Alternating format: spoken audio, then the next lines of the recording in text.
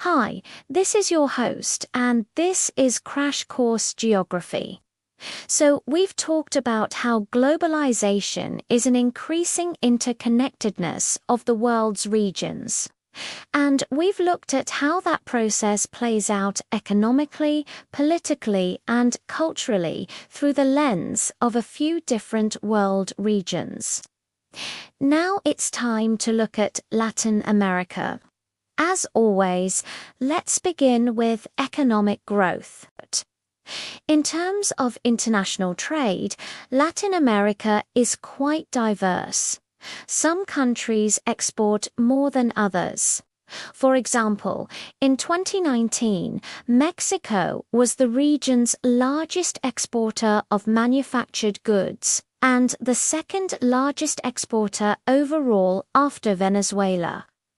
Other major exporters include Brazil, Argentina, Chile, and Colombia. And in general, manufactured goods like vehicles, machinery, and electronics account for a larger share of exports from Southern Cone countries like Chile, Argentina, and Uruguay, compared to the rest of Latin America, where more exports are agricultural products like soybeans, maize, and coffee.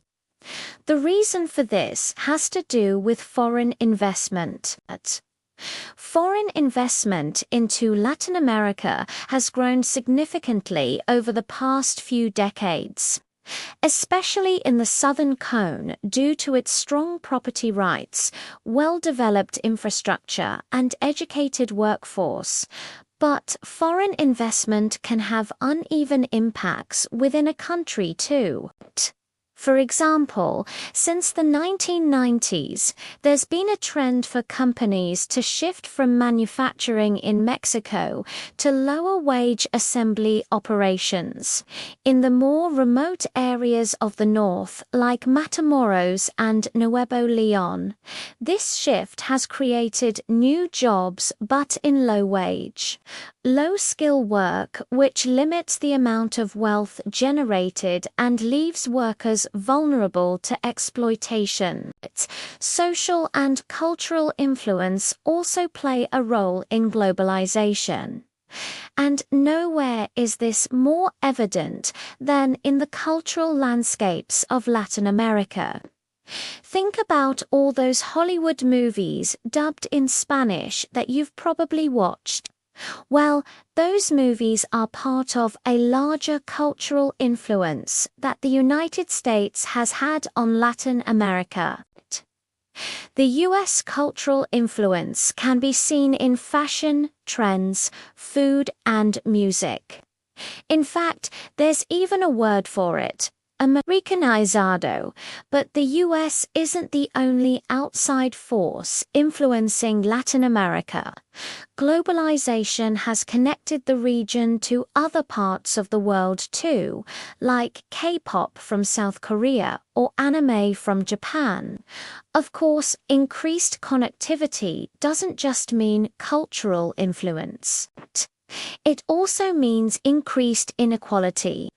As places become more integrated into the global economy, they can grow wealthier, but they can also grow more unequal. And historically, Latin America has had high levels of inequality. That's partly because they were colonized by countries with extreme wealth disparities like Spain and Portugal. And it hasn't really changed much since then. Today, the gap between the richest and poorest in Latin America is still wider than in any other region. Another challenge to globalization in Latin America is its labor force. As many Latin American countries urbanized and industrialized in recent decades, many people migrated from rural areas to cities. But this influx of people to cities has led to problems like informal or even dangerous working conditions and limited worker protections. These conditions aren't unique to Latin America, but the problem is worse here due to a lack of regulation. Globalization also causes environmental problems. Latin America is home to the Amazon rainforest, the largest tropical rainforest in the world. But it's threatened by deforestation driven by agricultural expansion for products like beef and soy.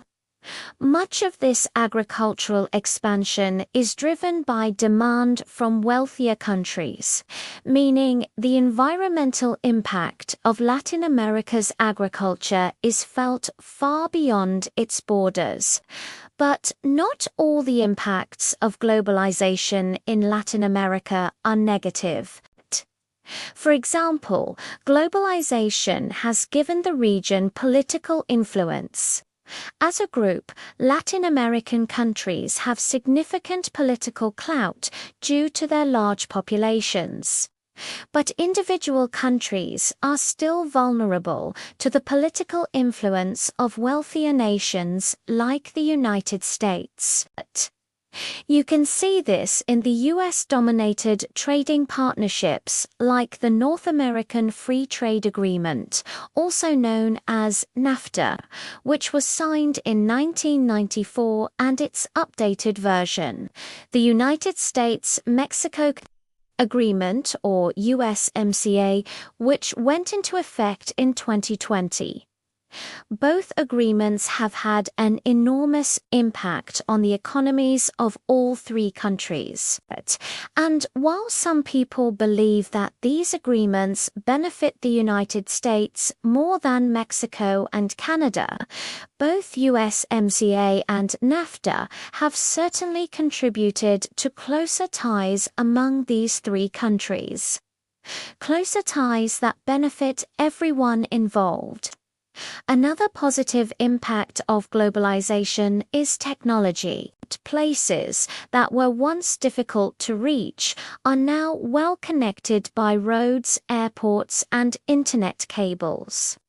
These connections facilitate trade and cultural exchange, but they also allow people to experience other parts of the world from the comfort of their homes. Finally, we have migration. Many Latin Americans have migrated to other countries for better economic opportunities. Remittances, or money sent back home by migrants, are an important source of income for many Latin American countries.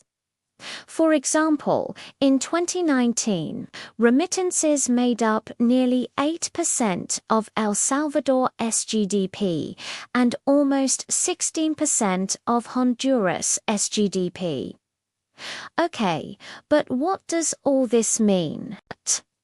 To understand globalization in Latin America, it helps to think of the region as a whole while acknowledging that each country has its own unique circumstances. Each country has its own history, culture, and relationship to the global economy. So while we might talk about Latin America as a region, it's important to remember that each country is also its own world unto itself. Thanks for watching this episode, which was filmed at a studio and was made in partnership with a digital studio and Nature. You want to help keep Crash Course free for everyone forever. You can join our community on a crowdfunding platform.